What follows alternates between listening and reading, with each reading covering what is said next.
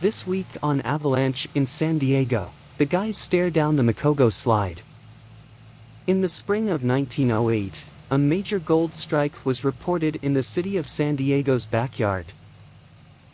Less than 40 miles to the southeast, gold had been discovered in the rugged hills near the hamlet of Dulzura.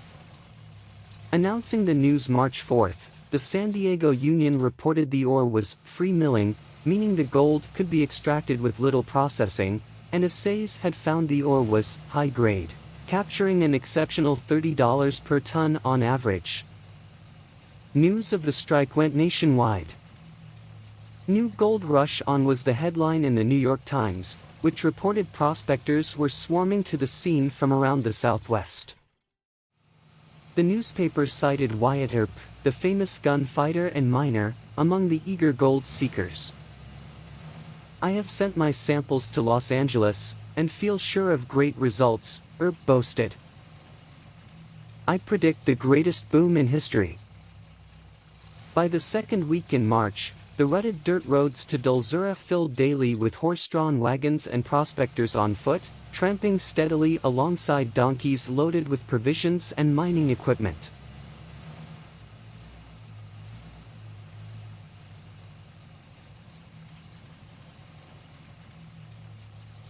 The only hotel in Dulzura was the barn of H.F. Small, a retired sea captain from Maine who ran a small store with his son.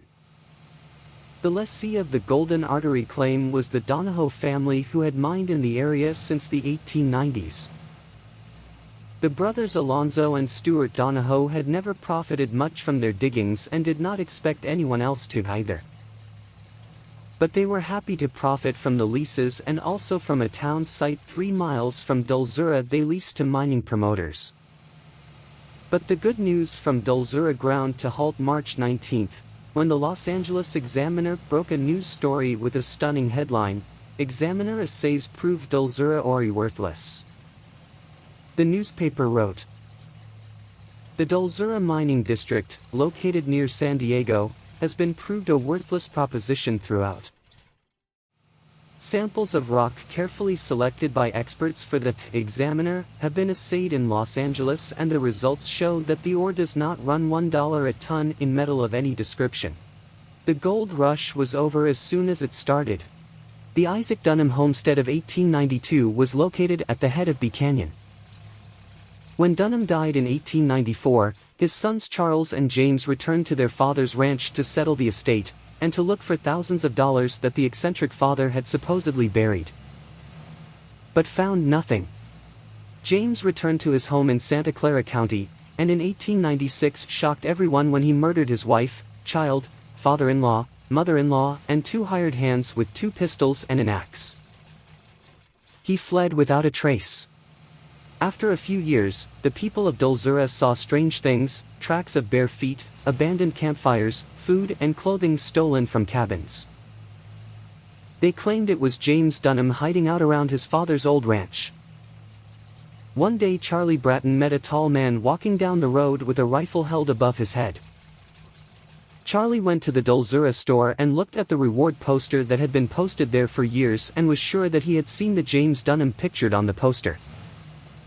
Juan Marin went with a search party in the San Isidro Mountains looking for Dunham and claimed to have shot and killed the man, but the San Diego sheriff could not identify the body.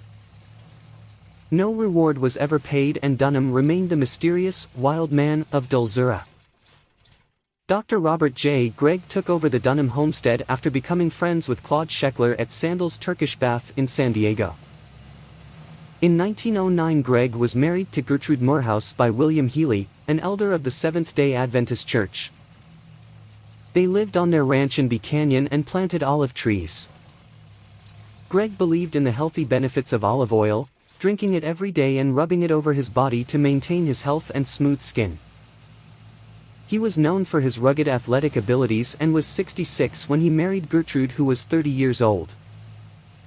He also bred Nubian goats, the first to be imported into the U.S. from England. He believed goat's milk could prevent disease, and Don Scheckler claimed that Gregg's milk saved his life when he was ill as a boy. Rancho Mocogo was located in Sycamore Canyon about 1/2 mile west of Donahoe Mountain. It began as the homestead of John and Inez McCann in 1903.